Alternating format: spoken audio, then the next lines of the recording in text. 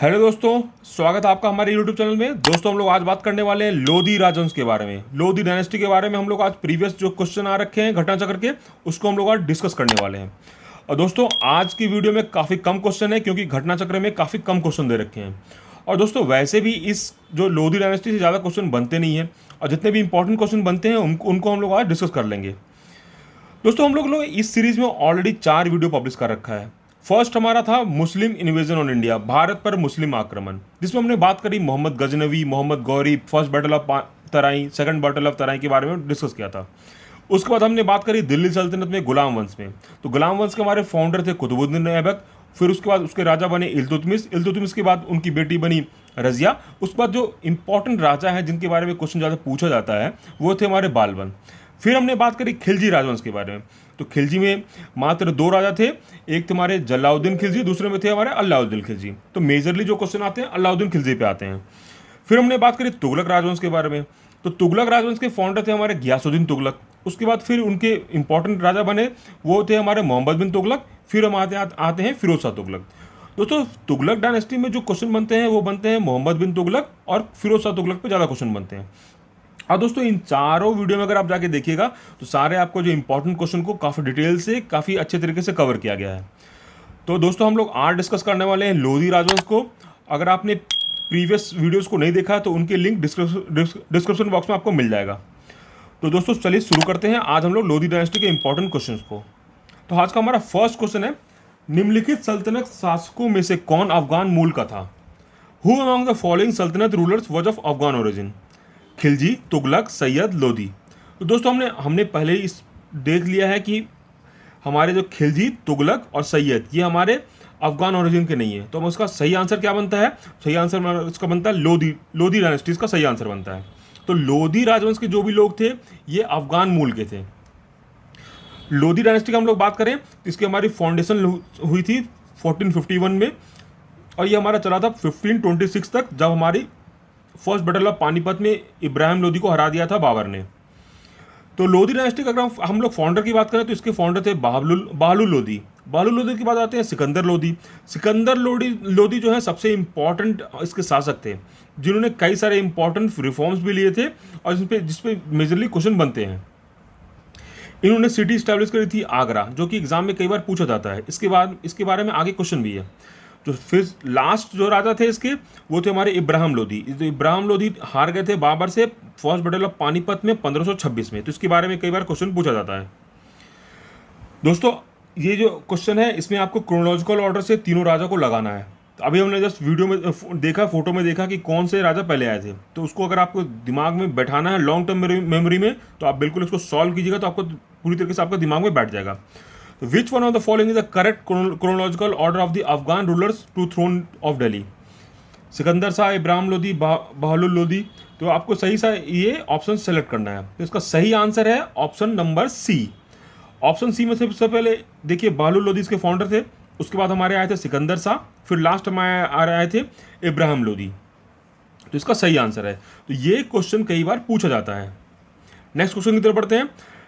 Next question की बढ़ने से पहले आप ये देखिए, ये रहा क्रोनोलॉजिकल ऑर्डर, जिसमें आप देख सकते हैं कि लोधी के फाउंडर थे बहालुल लोधी, फिर आए थे हमारे सिकंदर लोधी, फिर हमारे आए इब्राहिम लोधी। नेक्स्ट क्वेश्चन है, in which battle did Maharana Sanga defeat Ibrahim Lodhi? Maharana Sanga ने किस युद्ध में इब्राहिम लोधी को हराया था? ये भी दोस्तों काफी इंपॉर्टेंट क्वेश्चन है। तो उसका सही आंसर है battle of Khatauli. Battle of Khatauli में महाराणा सांगा ने हरा दिया था इब्राहिम लोधी को। तो ये हमारी बैटल हुई थी 1518 में। तो ये आपको इस बात का भी ध्यान रखना है कि इसका ईयर कौन सा था। तो 1518 में इब्राहिम लोधी को महाराणा सांगा ने हराया था। तो महाराणा सांगा ने 1518 में हराया था इब्राहिम लोधी को 1518 में। तो महाराणा सांगा दोस्तों काफ़ी इंपॉर्टेंट जो है शासक थे, और इनके बारे में कहा यह जाता है कि हर परिस्थिति में लड़ने के लिए तैयार थे। इनकी देखिए आप एक आंख से एक काने थे और साथ में इनका एक हाथ भी कट गया था, लेकिन ये तब भी लड़ने के लिए ये हमेशा तैयार रहते थे। नेक्स्ट क्वेश्चन की तरफ बढ़ते हैं। नेक्स्ट क्वेश्चन है, which of the following sultan founded a town where now stands Agra? निम्नलिखित में से किस सुल्तान ने एक शहर की स्थापना की जहां अब आगरा स्थित है?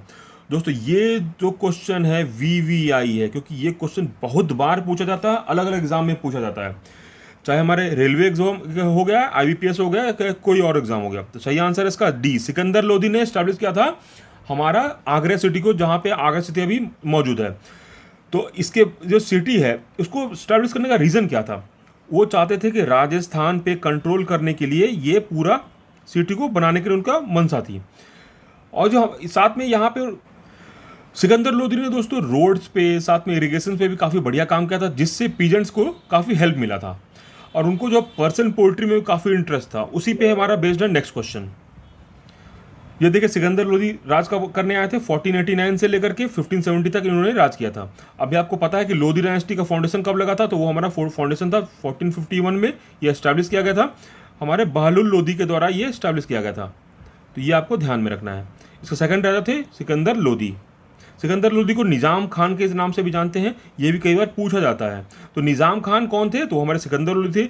जब ये राजा बन गए थे तब इनको सिकंदर लोधी की उपाधि दी गई थी। नेक्स्ट क्वेश्चन है, who among the following compose poem with the pen name Gulrukhi? निम्नलिखित में से किसने गुलरुखी नाम से कविताओं की रचना की? फिरोज शाह तुगलक, बहलुल लोधी, सिकंदर लोधी, इब्राहिम लोधी। तो सही आंसर है इसका सिकंदर लोधी थे, जो गुलरुखी के नाम से, गुलरुखी के पेट नेम के नाम से वो कविताएं लिखते थे। सिकंदर लोधी को दोस्तों पर्सन पोएट्री में काफ़ी इंटरेस्ट था, इसलिए वो पोएट्री करते थे गुलरुखी के नाम से। तो आपको ये ध्यान में रखना है, गुलरुखी के नाम किसका था पेट नेम? तो वो हमारे सिकंदर लोधी का था।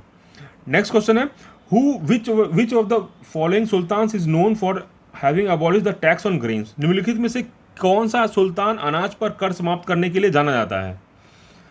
तो सही आंसर है इसका अगेन हमारा है सिकंदर लोधी। सिकंदर लोधी देखा आपने कि सबसे इंपॉर्टेंट हमारे शासक हैं लोधी डायनेस्टी, क्योंकि इन्होंने कई सारे इंपॉर्टेंट रिफॉर्म्स लिए हैं जिसपे कई हमारे क्वेश्चन पूछे जाते हैं।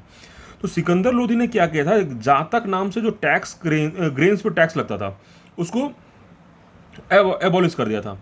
और इनको काफ़ी इंटरेस्ट था, लैंड रेवेन्यू पे काफ़ी इंटरेस्ट था। और इसके लिए उन्होंने क्या किया कि जितने भी उनके नॉवेल्स थे उन पर बोला कि भैया जितना भी आप हिसाब किताब है पूरी तरीके से अच्छे तरीके से देंगे, अगर किसी के भी हिसाब में ज़रा से भी गड़बड़ी पाई गई तो उसको काफ़ी ज़्यादा पनिशमेंट दिया जाता था।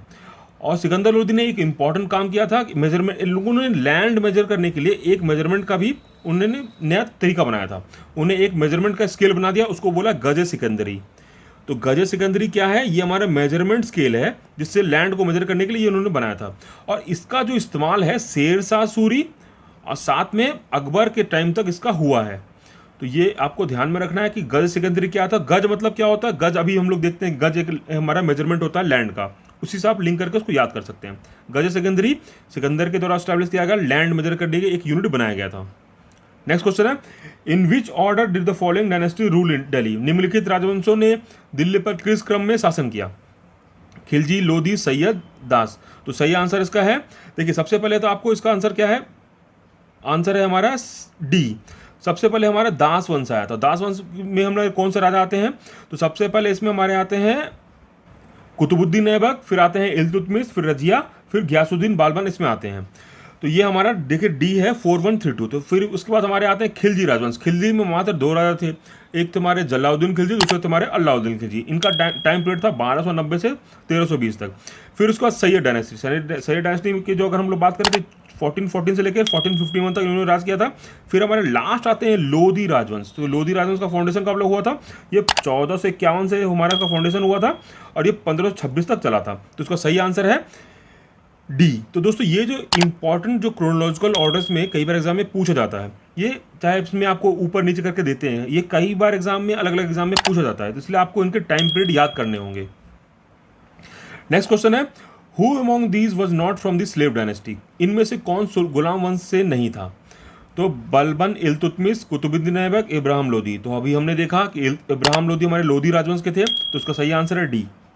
तो दोस्तों आज के जो हमारे लोधी राजवंश से इतने ही इंपॉर्टेंट क्वेश्चन थे जितने हमारे घटना चक्र में दे रखे थे। तो इतने ही इंपॉर्टेंट क्वेश्चन नॉर्मली एग्जाम में पूछे जाते हैं, आप इनको बस एक बार देख लीजिए, फिर आप जाके घटना चक्र में जाकर एक बार पढ़ सकते हैं। तो उससे आपको क्या होगा, आपके दिमाग में लॉन्ग टर्म मेमोरी में बैठ जाएगा। दोस्तों ये रहे सारे इंपॉर्टेंट क्वेश्चन जो लोधी डायनेस्टी पे ये पूछे गए हैं।